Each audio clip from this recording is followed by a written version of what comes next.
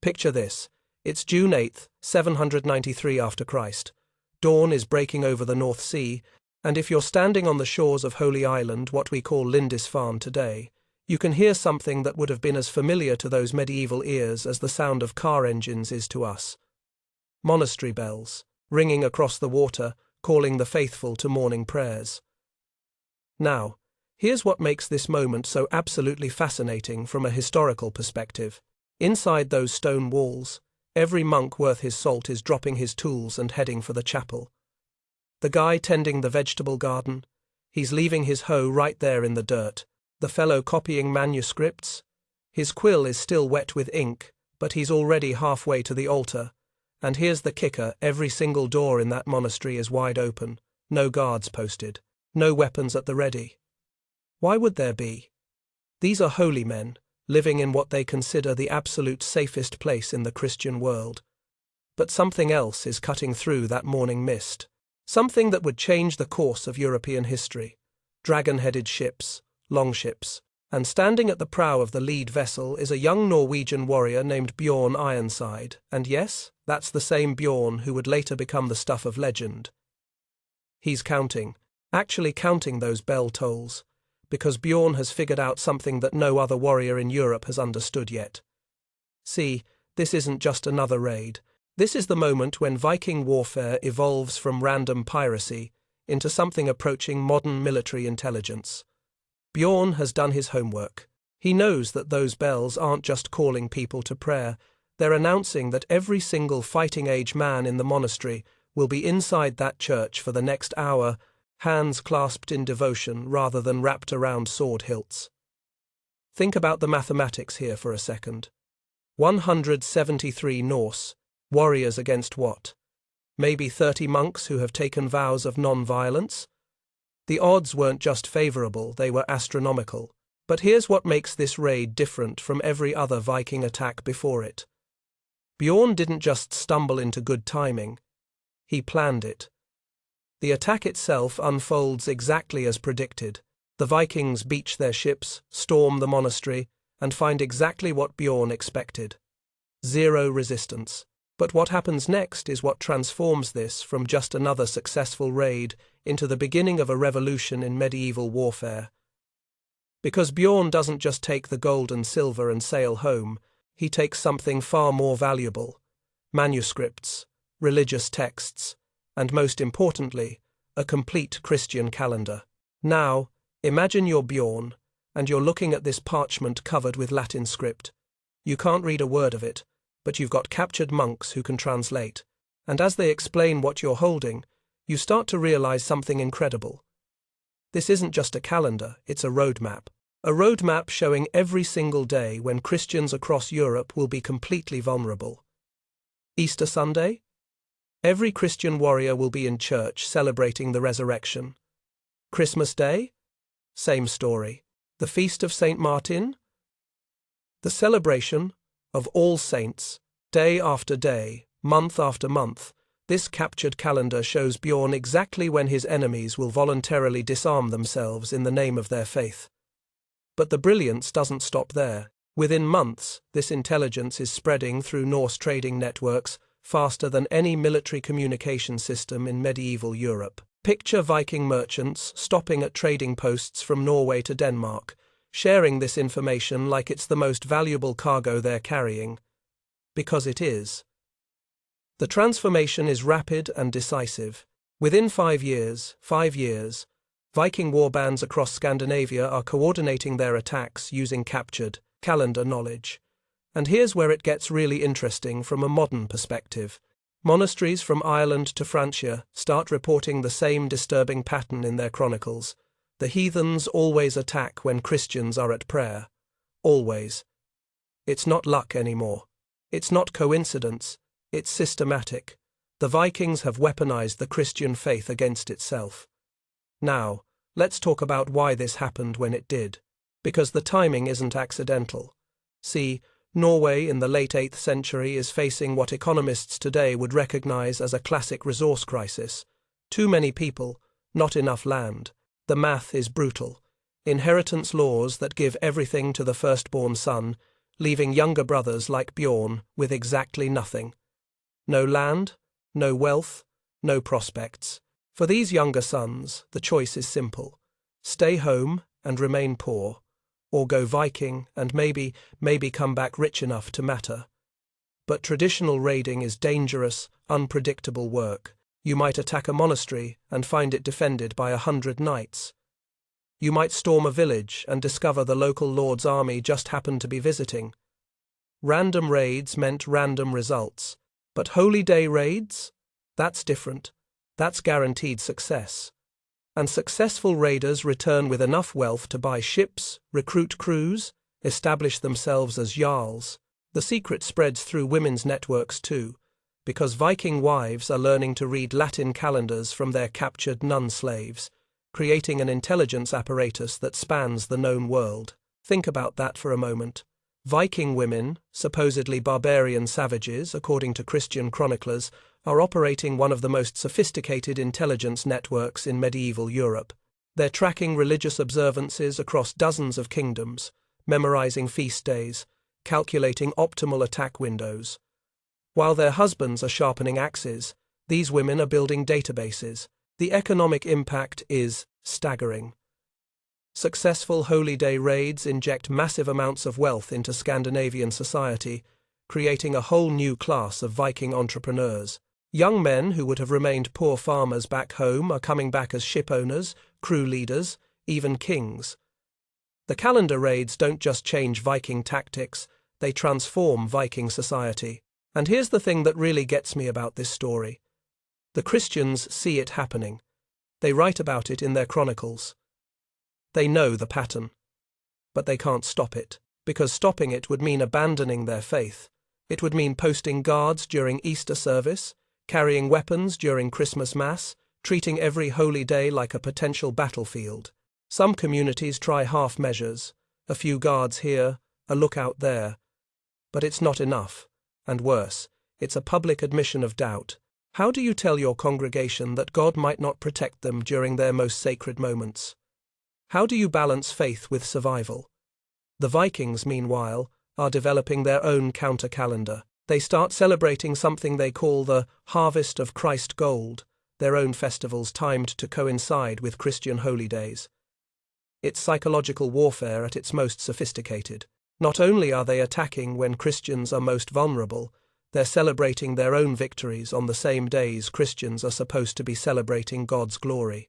By 820, after Christ, less than 30 years after that first raid on Lindisfarne, Viking longhouses contain a sight that would have seemed impossible to earlier generations. Christian slaves teaching Norse children to read Latin texts while their mothers sharpen battle axes. The raiders have evolved from opportunistic pirates into what we might recognize today as a sophisticated intelligence service. The secret that Bjorn discovered on that morning in 793 doesn't stay secret for long. But it doesn't need to. Because even when everyone knows what's happening, even when every Christian kingdom understands the pattern, the fundamental vulnerability remains. Faith still demands that Christians gather for worship. Sacred time still requires laying down arms.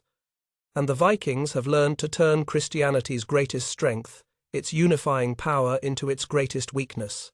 The bells that called those monks to prayer on June 8, 793, weren't just announcing morning worship. They were announcing the end of one age and the beginning of another. An age when the most dangerous warrior wasn't necessarily the strongest or the bravest, but the one who could read a calendar and count bell tolls. And this was just the beginning. Because if one young Viking could figure out how to weaponize Easter Sunday, imagine what happens when entire kingdoms start applying that same intelligence to every feast day, every saint's celebration, every moment when faith demands Europeans kneel in prayer. The revolution in medieval warfare had begun, and it would reshape the map of Europe before it was finished. By 820 after Christ, something remarkable is happening in Viking longhouses across Scandinavia. Picture walking into one of these great wooden halls, expecting to see the usual scene: warriors drinking mead, women weaving, children playing with wooden swords. Instead, you find something that would have seemed absolutely impossible to an earlier generation.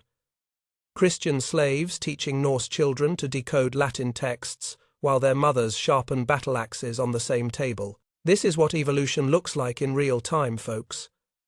The raiders have transformed from opportunistic pirates into what we'd recognize today as sophisticated intelligence officers. And the scale of this transformation is staggering. In Denmark, King Godfred, and this guy is no minor chieftain, we're talking about one of the most powerful rulers in Scandinavia, maintains a staff of 32 captured monks.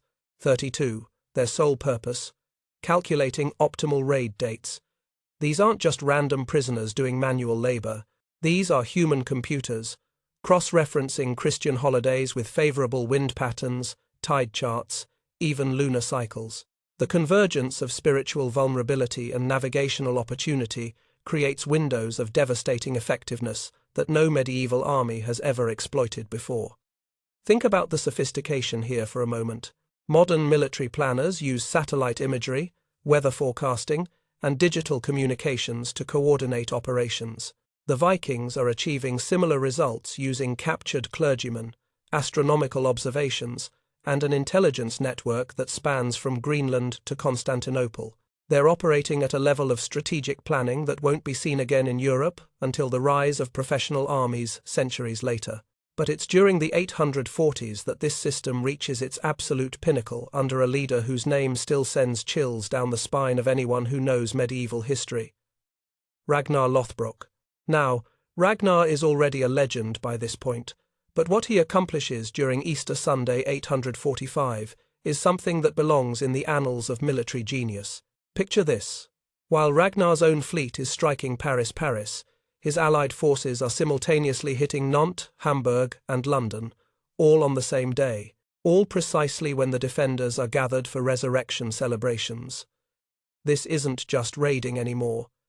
This is the world's first synchronized multinational military operation. The logistics alone should have been impossible. Remember, we're talking about the 9th century. No radios, no telegraphs, no way to communicate across hundreds of miles except by messenger. Yet somehow, Ragnar coordinates attacks across 4 different kingdoms on the same sacred day. How does he do it? The answer lies in something that historians are only beginning to fully appreciate: the Viking intelligence network. See, what makes this possible isn't just military planning, it's commercial infrastructure. Viking merchants are already traveling these routes, already maintaining relationships with local contacts, already familiar with regional customs and religious observances. Ragnar doesn't invent a new communication system, he weaponizes an existing one. The psychological impact of these coordinated attacks proves just as devastating as the physical destruction. Christian chroniclers across Europe record something that should terrify any medieval ruler: mass apostasy. Ordinary believers start questioning why their God permits heathens to succeed specifically during sacred observances. If God is all-powerful, why doesn't he protect his faithful when they're most vulnerable? Why do the pagans seem to know exactly when Christians will be defenseless? Some villages begin posting guards during church services, but this half-measure only demonstrates their crisis of faith to watching Viking scouts. You can't simultaneously trust in divine protection and maintain armed guards. The contradiction is obvious to everyone, including the defenders themselves. And the Vikings? They're taking notes. What's really fascinating is how Viking society itself transforms around this holy day calendar. The raiders develop their own counter-festivals, celebrating what they call the Harvest of Christ Gold during autumn raids, targeting Christian harvest celebrations. It's psychological warfare at the highest level. They're not just attacking during Christian holy days, they're celebrating their own victories on the same dates. Christians should be celebrating divine glory. The women's role in this system deserves special attention because it's absolutely crucial and often overlooked. Viking women are managing complex intelligence networks that put medieval kings to shame. Female merchants memorize feast days across dozens of kingdoms while appearing to trade honey and amber. They're walking, talking databases of religious information, and they're doing it under the noses of Christian authorities who have no idea what they're really collecting. Picture a Viking woman at a market in Francia, haggling over the price of furs with a local merchant. She's asking innocent questions. When do you celebrate St. Martin's feast this year? How long does your harvest festival last? Do all the men attend the Easter Vigil? The merchant thinks she's making conversation. She's actually conducting reconnaissance. The most successful Viking crews develop specialized roles that mirror modern military units. You've got navigators who read stars and tides with supernatural accuracy. You've got berserkers who specialize in breaching church doors and overwhelming surprise defenders. And you've got what they call calendar men, intelligence specialists whose job is ensuring perfect timing based on lunar cycles and religious observances. One captured Viking leader, executed in 860, carried a piece of vellum that should be in a museum if it still existed. This document showed 212 Christian feast days marked with optimal attack phases based on lunar cycles. 212. This guy was carrying what amounts to a military targeting manual disguised as a religious calendar. But the real genius of the system lies in its adaptability. As Christian kingdoms start adjusting their defenses, the Vikings adjust their intelligence gathering. When French monasteries begin varying their service times to avoid predictability, Viking scouts start monitoring individual communities to learn their new patterns. When English kings start posting guards during major feasts, the Vikings shift to targeting minor saints' days that receive less attention. It becomes an arms race of faith versus cunning, with each side constantly adapting to the other's countermeasures. The Christians can't abandon their religious observances without abandoning their identity. The Vikings can't abandon their tactical advantage without losing their edge. So both sides keep escalating, keep innovating, keep pushing the boundaries of what medieval warfare can accomplish. The economic impact on Viking society is transformative.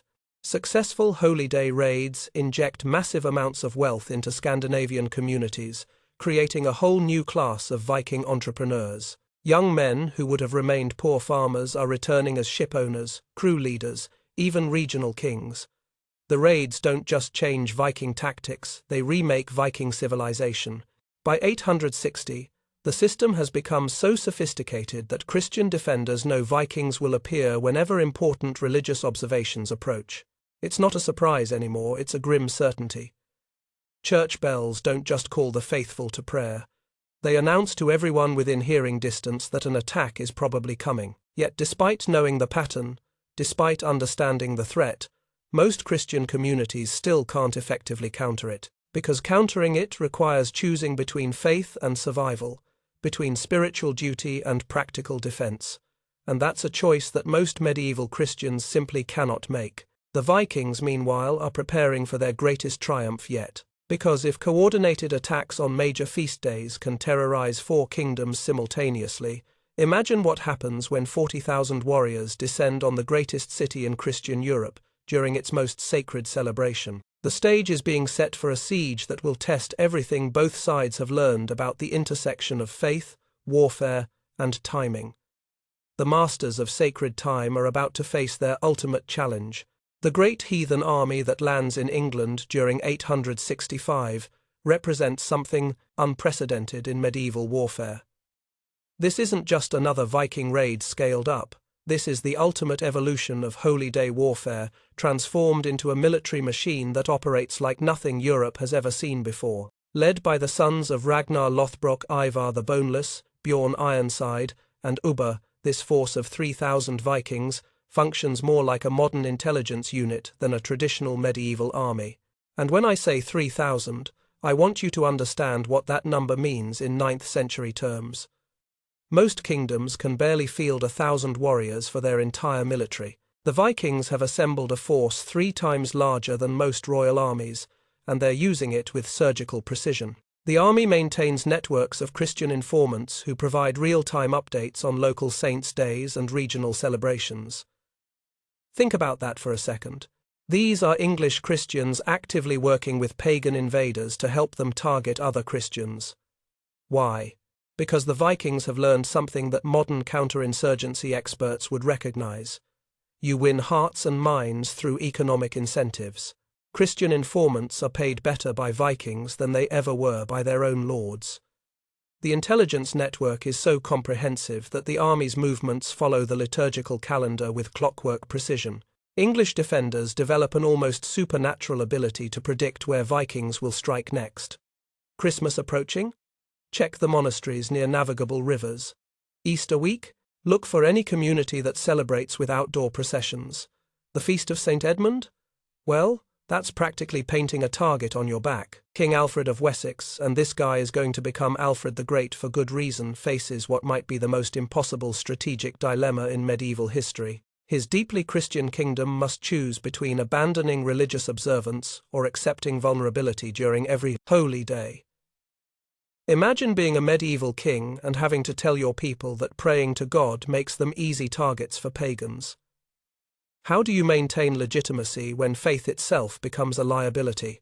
Alfred's solution is nothing short of revolutionary.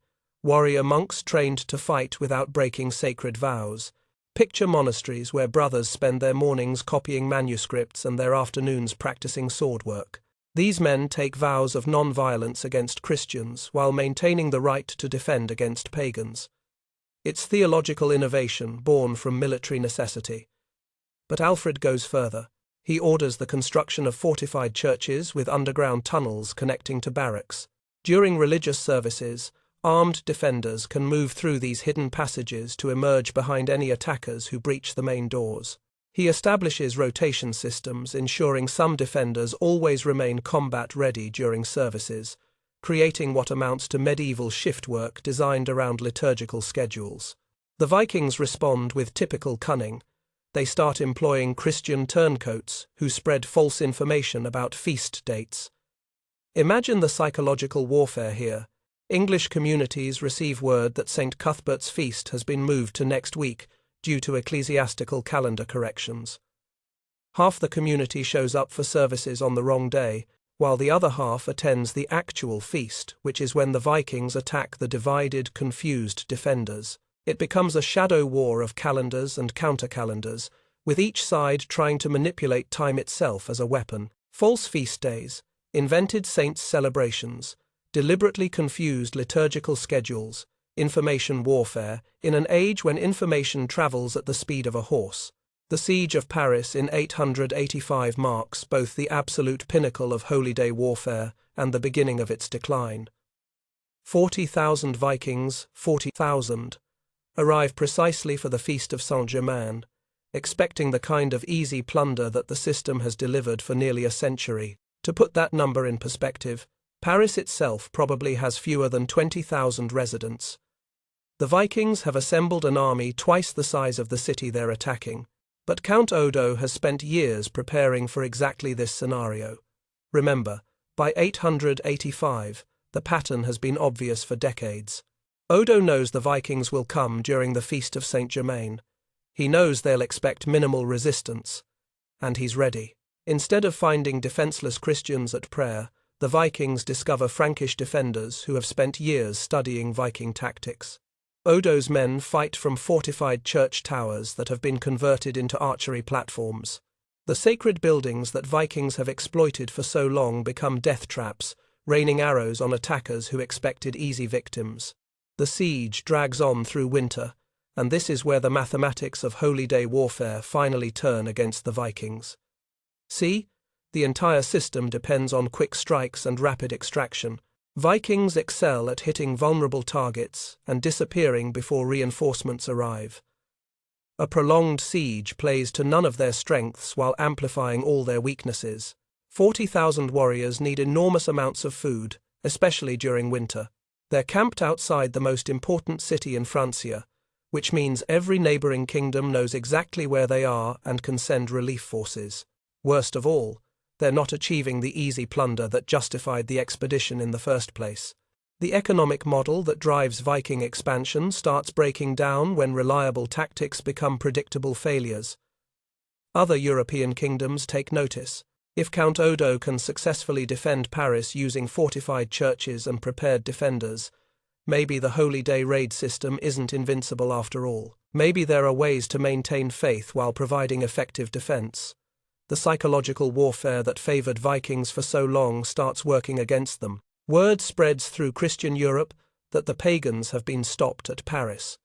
Not defeated in some glorious battle, but ground down through preparation, perseverance, and defensive innovation. The Vikings themselves start questioning whether their tactical advantage is permanent or whether they've been riding a wave that's finally crashing against the shore. Some Viking leaders begin considering alternatives to holy day raids, trade missions that don't require perfect timing, settlement opportunities that offer long-term wealth instead of short-term plunder.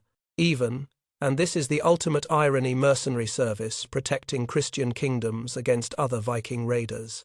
The siege of Paris doesn't end Viking expansion, but it demonstrates something that changes everything. The system can be beaten, not through superior numbers or better weapons, but through adaptation, preparation, and the willingness to evolve defensive strategies as quickly as Vikings have evolved offensive ones. The masters of sacred time have encountered their first systematic failure, and once a military innovation proves fallible, it's only a matter of time before enemies figure out how to exploit that fallibility. The Vikings have taught Christian Europe how to think strategically about the intersection of faith and warfare. Now they're about to discover that their students have become very, very good pupils. The question isn't whether the age of holy day raids will end, it's whether the Vikings can reinvent themselves before their enemies finish learning everything they have to teach. The transformation begins in Normandy, 911 after Christ, with one of history's most delicious ironies. Rollo, the same Viking raider who perfected holy day attacks against Christian targets, kneels before the Archbishop of Rouen to accept Christian baptism. The man who spent decades exploiting Christian vulnerability during sacred moments now swears to protect those same sacred moments against Viking attack. Picture this scene for a moment. Rollo, hands still scarred from gripping battle axes, receiving holy water from the same church he once terrorized. But this isn't just personal conversion, this is strategic transformation on a massive scale. Because Rollo isn't just becoming a Christian, he's becoming a duke. And dukes need to defend territory, not just raid it. Within months, Rollo is employing his intimate knowledge of Viking tactics to design defenses that are absolutely impregnable against holy day raids.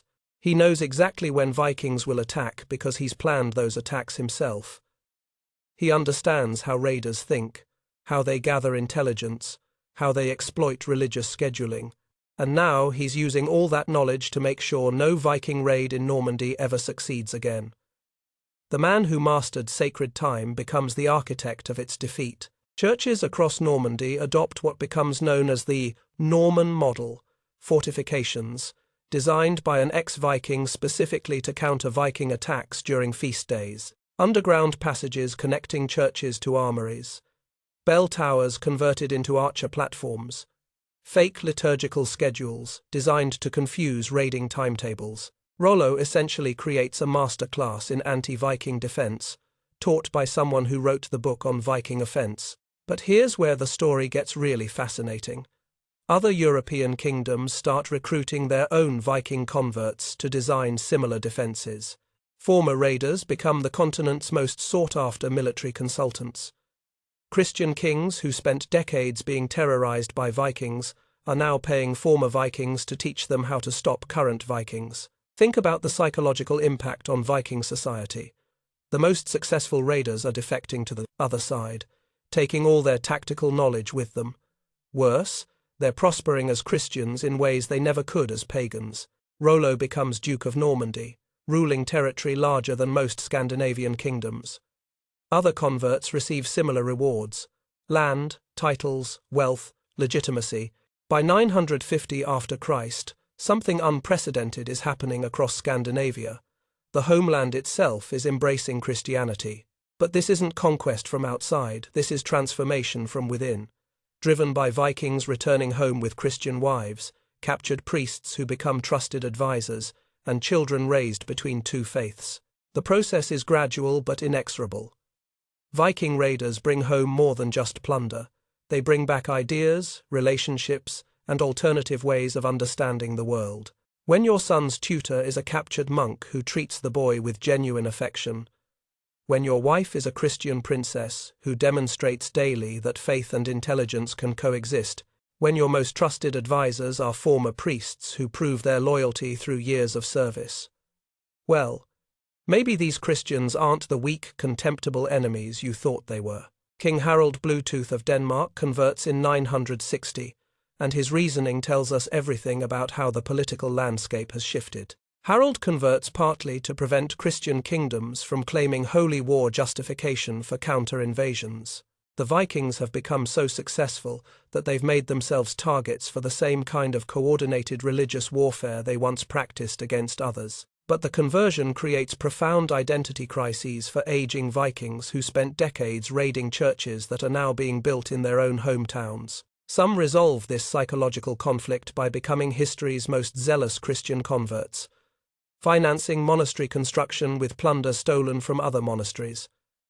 The irony is almost too perfect. Viking gold funding Christian architecture, pagan wealth building sacred spaces. Others struggle with the transition. Imagine being a grizzled raider who remembers when striking a monastery during Easter was a guaranteed path to riches. Now watching your grandson serve as an altar boy in a church built with your own raid profits. The cognitive dissonance must have been overwhelming. Yet the most fascinating aspect of this transformation is how thoroughly it changes the nature of European warfare. As Scandinavian kingdoms embrace Christianity, they stop providing safe harbors for pagan raiders. Viking expeditions can no longer count on friendly ports for resupply and reinforcement. The logistics that made large-scale raiding possible simply disappear. Meanwhile, Christian Europe has learned everything the Vikings had to teach about strategic timing, intelligence networks, and coordinated military operations. The students have not only caught up with their teachers, they've started improving on the lessons. The final Holy Day raid of historical significance occurs at Stamford Bridge, September 25, 1066.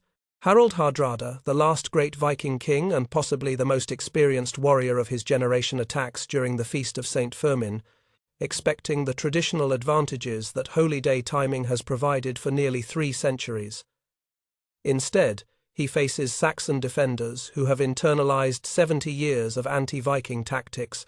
These aren't the confused, unprepared Christians that Bjorn Ironside surprised at Lindisfarne back in 793.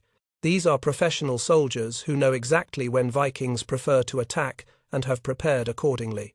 The Vikings arrive without armor, confident in their feast day advantage, expecting to face praying monks rather than prepared warriors. What they find instead are English troops who have been waiting for this exact scenario, positioned to exploit Viking overconfidence, just as effectively as Vikings once exploited Christian vulnerability. As Harald Hardrada dies with an arrow through his throat, and what a way to go for the last great Viking king, the age of Holy Day raids dies with him. The tactical innovation that terrorized Europe for 3 centuries becomes just another historical curiosity, remembered in chronicles but no longer relevant to contemporary warfare. Within a single generation, Norse Christians are writing their own chronicles, condemning their ancestors' tactics while secretly celebrating the wealth and kingdoms those tactics created. The secret trick that made Viking expansion possible becomes a cautionary tale about how military innovation, once revealed and understood, inevitably contains the seeds of its own defeat. The Viking Age doesn't end with some climactic battle or dramatic conquest. It ends with former Vikings building churches, Christian kings hiring ex-raiders as military advisors, and Norse converts writing poetry about the triumph of faith over violence. The cross defeats the axe not through superior force, but through superior adaptation. The Holy Day raids that began with Bjorn Ironside counting bell tolls at Lindisfarne conclude with Harald Hardrada bleeding out on English soil, killed by defenders who learned to think like Vikings while remaining Christian. The evolution is complete. The teachers have been surpassed by their students. The innovators have been defeated by their own innovations, and the age of sacred time warfare has given way to something entirely new. The last dragon ship has sailed into history, and the bells that once announced vulnerability now ring out in victory. The secret that changed medieval warfare has finally been countered by an even greater secret: the willingness to learn, adapt, and evolve. Faster than your enemies can teach you new tricks, the Viking Age is over. The age of Christian military supremacy is about to begin.